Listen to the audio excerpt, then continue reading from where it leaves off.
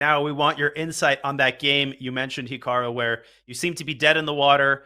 You started showing signs of life, and before you know it, you turned it around and won. Oh, And it this was the game, three yeah. plus one game.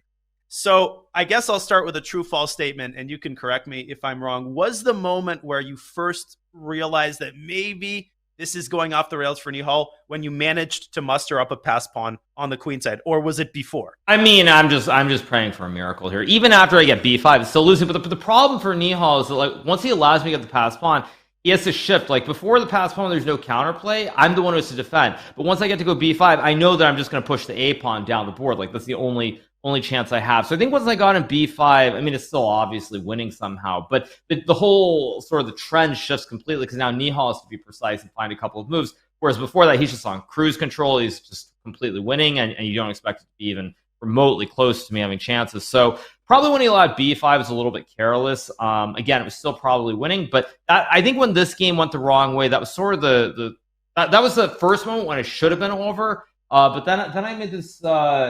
But then in the next game, I was a complete idiot, and at a critical moment, I didn't play b5 with my rook on b1, and that let him back in the match. I think if I had played this move b5 when the rook was on b1 in the next game, the game where I blundered a bishop takes h3, because I played b5 takes queen b5 bishop h3, which is losing. In that game, if I had actually played b5 and not lost, I think that would have been the match. There were a couple of these moments that were So go back a few moves when the rook's on b1. I saw it as soon as I played like queen b3, I think it was. Go back like another move. Go back with that.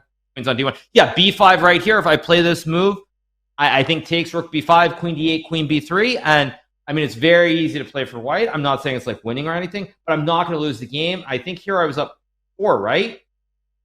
Or was I up 3? Was it 3 or 4? I don't know what it was, but I saw it as soon as I played queen b3, and then of course Nihal found some good moves later, and then I blundered b5, and that gave him a chance to come back.